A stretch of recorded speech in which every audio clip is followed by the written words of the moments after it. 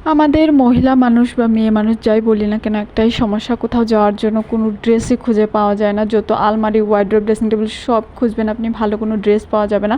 তার মধ্যে আমি যেহেতু জব করি, আমার তো আরও বেশি ড্রেস ভালো থাকে না, কারণ আমার রেগুলার অফিস করতে হয়, আমার ড্রেস অনেক লাগে। সেই পরিমাণে আমার আলমারি, ওয়ার্ড্রোবে কোনো ভালো ড্রেস থাকে না। একটু পার্টি ওয়্যার টাইপেরগুলো থাকে, কিন্তু আমার পার্টি ওয়্যার টাইপের হলে একটু সিম্পলের মধ্যে ভালো লাগে, এত চিকচাক ভালো লাগে না।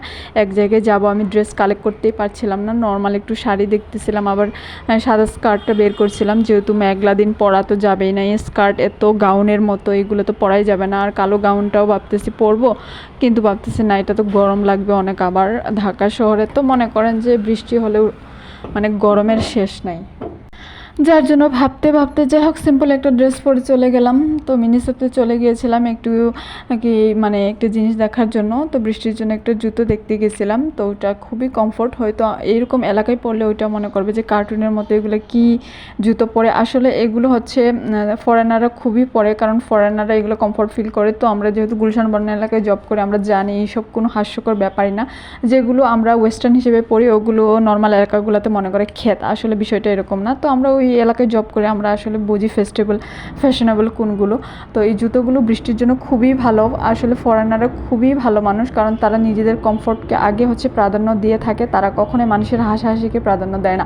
তো আমরা বাঙালিরা কী করে, মানুষ কি বলবে সেই চিন্তা করে আসলে নিজের কমফোর্টটাকে মানে মাটি চাপা দিয়ে কী করে মানুষের পছন্দ সেটাকে আমরা বেশি মানে কী করি, শো আপ করতে বেশি পছন্দ করি।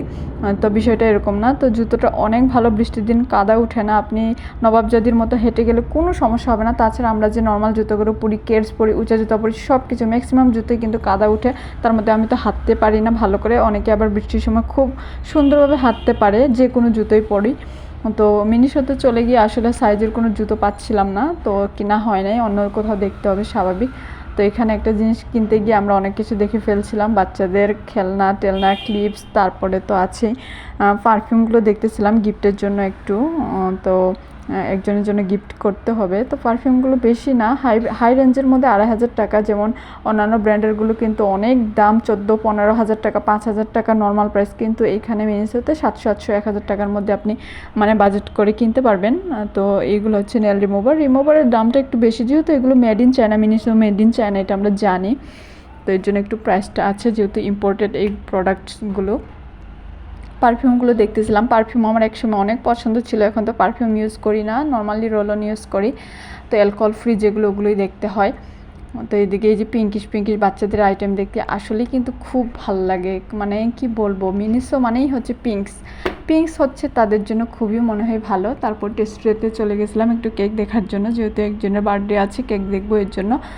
তো কেকগুলোর দাম একটু বেশি হয়ে গেছে। তো সব কিছু জিনিসের দাম আসলে বাড়তেছে, এটা বলে তো লাভ নাই। তারপরেও আছে এই বড় 1 কেজি সাইজেরগুলো 1700 টাকা এরকম ছিল। তো ভালোই। অন্যান্য যেমন ইন্ডালজ, অন্য মানে ইয়েগুলোতে দেখি যে একটা কেকের দাম 3,000 টাকা এরকম। তো রিজনেবলের মধ্যে 1 কেজি 1700 টাকা পাওয়া যায়। আবার আমার এই ছোটো ছোটো মিষ্টিগুলো খুবই ভালো লাগে, মিষ্টি আমি পছন্দ করি না, তো এই মিষ্টিগুলো আমার দেখতে বেশি পছন্দ করে, খাই 1 পিস 2 পিস।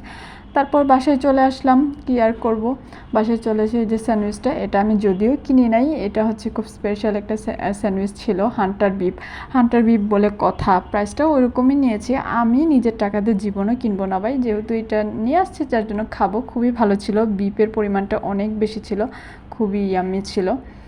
তো আজকে আমার এই সারাদিনের এই ব্লগ ছিল, কি আর করব। তো মহিলাদের যে স্বভাবটা আছে সবাই অবশ্যই কমেন্ট বক্সে জানিয়ে দেবেন, কোথাও গেলে আসলে ড্রেস খুঁজে পায় না, সারা আলমারিতে এমনিতেই কাপড় পরে থাকে।